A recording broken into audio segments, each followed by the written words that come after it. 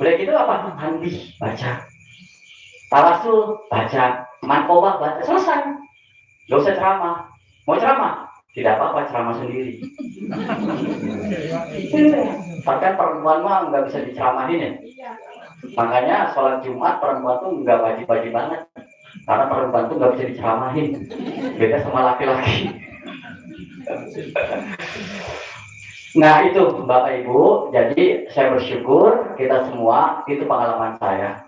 Mertua dulu mau nyalin kepala desa, ceritanya ya nggak tahu lah, pokoknya katanya aneh lah, ada yang ngirim api segala macam. Saya sih nggak lihat, cuman wah, namanya pemilihan kepala desa itu lebih sadis daripada kepala presiden, ya kan? Wah, segala macam kiriman sepanjang jalan bau parfum, kembang di mana-mana. Wah, merinding gitu. Yang kesurupan banyak. Saya bilang, sudah, khotaman, zikir. Soal sunnah zikir, khotaman. Sampai khotaman, sampai subuh gitu. Gak ada apa-apa. Selesai. Besoknya menang. Gitu. Minimal kita targetnya bukan menang, tapi adalah aman.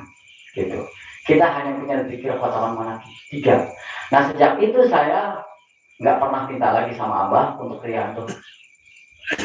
Akhirnya sudah kalau ada apa-apa ya udah zikir khotaman lagi. Malah saya kalau ngisi acara misalkan ada pelatihan di ruangan acara jam 8, saya datang lebih awal. Saya baca handphone aja, udah punya wudhu, kemudian saya khotaman manaki. Ya nggak usah panjang-panjang. Ya latifnya nggak usah 16.641 nggak usah. Jalatin, amin ya.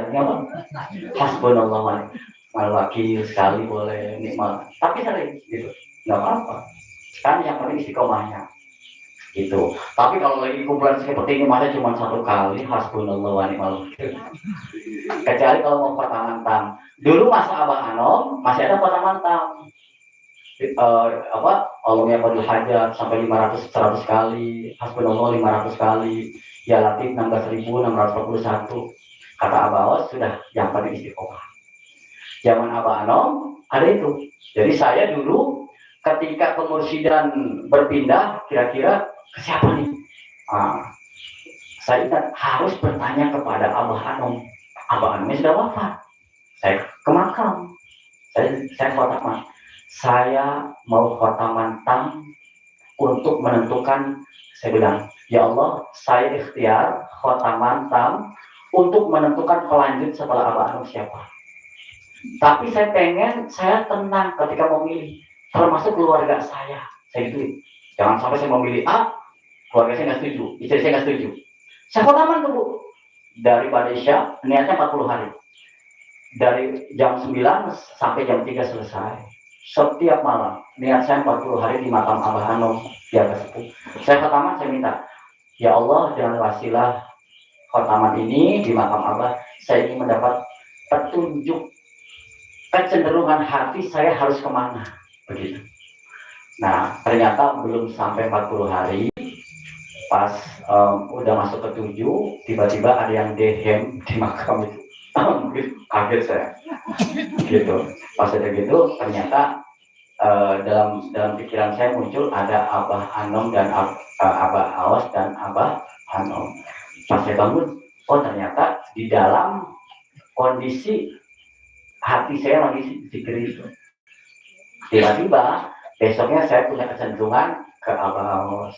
Istri saya berturut-turut 3 kali ketemu Abah Awas. Adik saya di Tanjung Pinang bertemu Abah Awas. Semua bertemu Abah Awas. Akhirnya semua keluarga saya Abah Awas. Dan tidak ada pertentangan. Nah itu khotaman tam. Jadi Bapak Ibu kalau masih ragu silakan khotaman tam. Ya Latif 16.641. Allahumma qadil hajat yang banyak. Kalau masih nggak percaya gitu ya, mendingan percaya apa nggak percaya? Ikut saja, karena Kiai yang Riyadhah gitu. Beliau perjuangan luar biasa gitu kan. Jadi kita hanya punya 2, sarjana, profesor. Ini ada yang profesor, kayak Profesor Subandi, ada yang kaya raya, yang punya mobilnya banyak, yang sudah kemana-mana. Kita nggak punya apa-apa, hanya punya DKM. Sudah, kita mah hanya